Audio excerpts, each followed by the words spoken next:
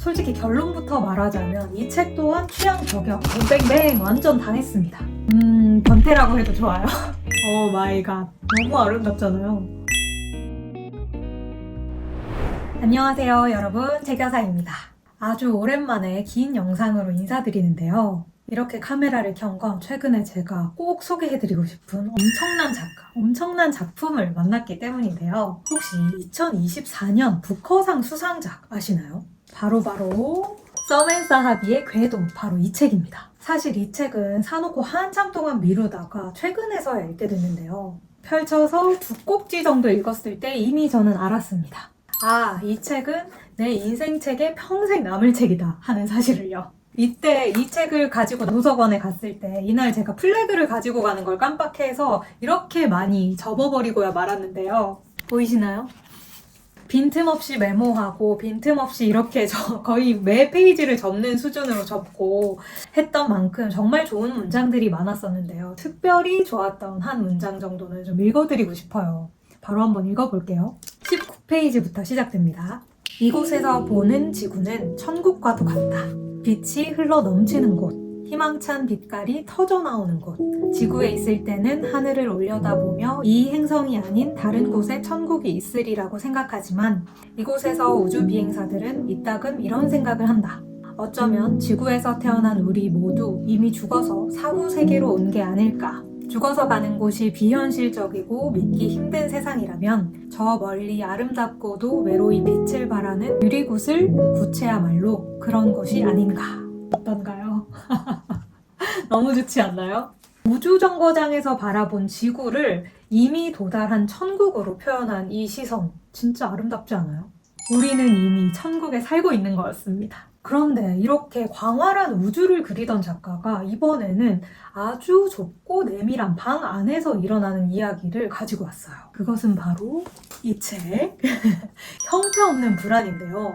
솔직히 결론부터 말하자면 이 책 또한 취향 저격, 뱅뱅뱅 완전 당했습니다. 궤도와 달리 이 책 형태없는 불안은 에세이인데요. 분명히 에세이라는 걸 알고 읽었는데도 엄청 정교하고 실험적인 소설을 읽는 그런 기분이었어요. 그리고 궤도와 마찬가지로 시적이고 철학적인 문장들이 수두룩합니다. 이 책은 어느 날 작가의 사촌이 죽고 그 이후에 이 작가는 지독한 불면증에 시달리게 됩니다. 하루 이틀도 아니고 무려 1년 동안 불면증에 시달리면서 깨어있는 시간 동안 의식의 흐름대로 이 책을 써내려간 거예요. 그런데 그 정신없었을 와중에 이런 명문장들을 써내다니 진짜 대단하다는 생각이 들더라고요. 사실 이 책은 삶과 죽음에 대한 이야기가 주를 이루는 만큼 그저 밝기만 한 책은 아니에요. 그런데 저는 이 책을 읽으면서 그런 생각이 들더라고요.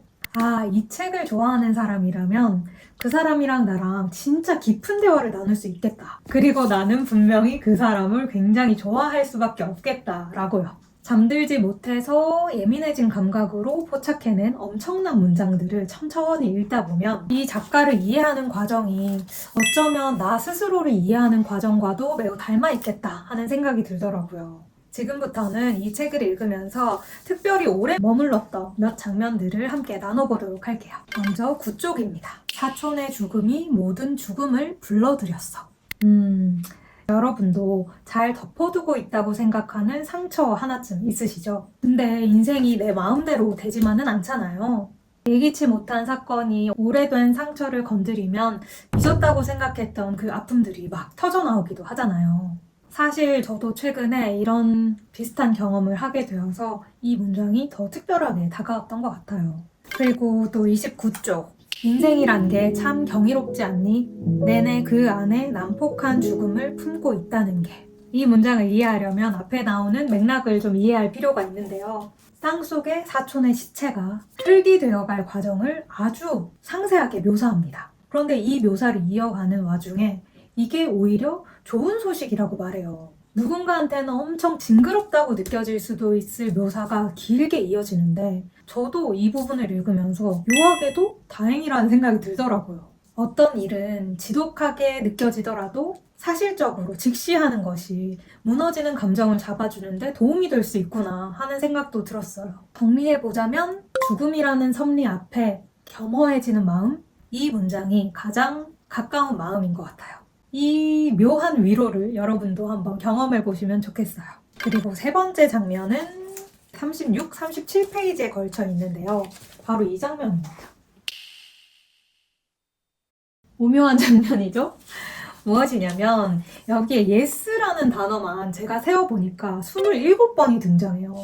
마치 현대시 이상의 시를 보는 것 같은 그런 느낌인데요. 이런 페이지를 만나면 여러분들은 어떻게 하시나요? yes가 여러 번 있네 하고 그냥 퉁 치고 넘어가시는지 아니면 한 글자 한 글자 읽어보시는지 또 궁금한데 저 같은 경우에는 변태라고 해도 좋아요. 저는 작가의 그 숨소리를 느끼고 싶어서 한자 한자 yes, yes, yes 이렇게 소리 내어서 읽어봤어요. 그러면서 상상해보는 거죠. 잠 못 들고 있는 밤에 이 사람이 이 페이지를 쓸 때 어떤 느낌이었을까? 머릿속에 정말 많은 생각이 스쳐 지나갔을 텐데 그 무수한 생각의 리듬들을 이렇게 시각적으로 묘사한 게 아닐까? 이건 뭔가 예술적인 집념이 느껴지는 페이지 아닌가? 이런 생각이 들더라고요. 뭐 마음대로 해석한 거지만요. 이런저런 생각들을 하면서 책의 중반부를 넘어가서 내 인생에, 내 마음에 오랫동안 새겨둘 문장을 만납니다. 120쪽이고요. 이거는 좀 길더라도 읽고 넘어가야 해. 읽어볼게요. 마지막이어서 거룩한 것이라면 모든 순간이 거룩하다. 모든 순간은 언제든 마지막이 될 수 있으니까. 우리는 그런 생각을 너무 가볍게 치부한다. 마지막 날인 것처럼 매일을 살자고 생각하지만 정말로 그러지는 않는다. 모든 게 거룩하다. 거룩함은 우리가 죽었을 때만 소환되는 단어다. 그러나 모든 건 언제나 줄곧 거룩했다. 오 마이 갓. 너무 아름답잖아요. 아닌가요? 저만 아름답다 생각하는 거 아니죠? 너무 아름답죠. 우리는 우리의 끝을 알지 못해요. 우리의 끝을 알지 못하는데 그렇기 때문에 매 순간 끝이 될 수 있는 거죠. 우리는 우리의 끝을 어떻게 알겠어요? 갑자기 횡설수설하게 되는데 우리는 끝을 알 수 없기 때문에 하지만 언젠가는 끝날 거기 때문에 이 순간, 이 모든 순간이 끝일 수 있기 때문에 이 모든 순간은 거룩하다. 우리는 지금 거룩한 순간에 있습니다, 여러분.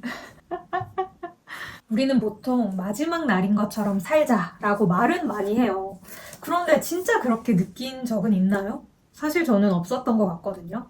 그런데 이 작가는 불면의 밤을 통과하면서 깨달았던 것 같아요. 어떤 특별한 날만이 거룩한 것이 아니고 숨쉬고 깨어있는 이 모든 평범한 순간들이 이미 줄곧 거룩하다는 걸요. 그리고 그 거룩함을 완성하는 건 타인이라고 하는데요. 그게 무슨 말이야 싶으시죠? 여러분, 타인은 지옥이다 라는 말 너무 많이 들어보셨죠? 장폴 사르트르가 말했습니다. 타인의 시선으로 세상을 바라보기 시작할 때 이 세상은 지옥이 된다고요. 그런데 서멘사 하비는 완전히 다른 이야기를 해요. 그 완전히 다른 이야기 또한 문장을 읽을 수밖에 없어요. 굉장히 아름답거든요. 138페이지입니다. 타인은 예나 지금이나 궁극적인 위안이다. 그 존재만으로 헤아릴 수 없는 위로를 준다. 타인은 무엇을 하거나 어떤 모습으로 있거나 무슨 말을 해서가 아니라 문간의 인간 형상을 하고 존재하는 자체로 나를 위로한다. 동물도 마찬가지다. 완전 사랑 아닌가요? 아니 1년 동안 이렇게 지독하게 불면증을 겪으면서 불면이 아니라 거의 잠을 자지 않는 삶을 살면서 막 40시간, 50시간씩 깨어있는 삶을 살았다고 하거든요. 그런 삶을 살면서 어떻게 이렇게 인류애적인 사고방식을 할 수가 있죠? 그러니까 온 세상이 그냥 깨어있는 것 자체만으로도 지옥처럼 보일 수도 있잖아요. 그런데 어떤 타인에 대한 그리고 동물에 대한 나 아닌 다른 존재들의 그 따스함에 대해서 이렇게 그릴 수 있는가? 어떻게 이런 사람을 안 좋아할 수가 있지? 그렇습니다. 궤도도 그렇고 이 책도 그렇고 정말 인류애라는 무엇인가? 그리고 나는 어떤 사람인가? 나는 어떤 것을 추구하며 살 것인가? 그리고 나의 하루하루는 정말로 축복인 것이 아닌가 하는 생각을 하게 하는 책들이었어요. 여러분은 책을 왜 읽으시나요? 저는 이 두 책을 읽으면서 다시 한번 확인했습니다. 책을 읽는다는 건 결국 내 스스로가 혼자가 아님을 계속해서 증명받고 싶어하는 내 마음의 발로였다는 것을요. 내가 아무리 힘들 때도, 내가 아무리 좋을 때도, 사실 힘들 때면 힘들 때일수록 이 세상에 혼자인 것 같은 마음이 들 때가 많잖아요. 이렇게 괴로운 건 나뿐이라고 생각하거나 아니면 내가 이렇게 괴로울 때 누구도 도와줄 사람이 없다고 생각하거나 그럴 때 책을 읽으면 마음을 훨씬 크게 가질 수 있게 되는 것 같아요. 나는 혼자가 아니다. 내가 지금 가지고 있는 이 고민을 100년 전, 200년 전에도 했다 하는 것까지도 때로는 느끼기도 하고요. 그리고 이렇게 인류애적인 글을 쓰는 사람이 있어 주어서 나 또한 마음을 더 크게 먹고 살 수 있게 되는 것 같아요. 혹시 여러분 잠 못 이루는 밤을 보내고 계신가요? 혹은 인생의 쓴맛, 나만큼 본 사람이 있을까? 너무 괴로워 하는 그런 밤을 보내고 계신가요? 잠 못 이루는 밤, 타인이라는 부드러운 견고함을 찾아 헤매던 작가의 고백이 여기 담겨 있는데요. 지금 불안한 시기를 건너고 있다면 힘든 시기를 겪고 있는 여러분에게 더더욱 큰 위로로 다가올 거예요. 이 두 권의 책이 저뿐만 아니라 여러분에게도 이런 희망의 메시지 그리고 조금 더 큰 마음을 먹을 수 있는 메시지가 되어주기를 바랍니다. 오늘의 영상이 좋으셨다면 댓글로 여러분의 거룩한 순간을 공유해주세요. 구독, 좋아요 눌러주시면 오늘도 거룩한 하루 되실 겁니다. 사실 작가님은 뭘 하든 거룩한 하루라고 했는데 구독, 좋아요 이런 거 걸면 안 되는데 죄송합니다. 너무 속물이었다. 그럼 오늘도 거룩한 하루 보내세요. 안녕.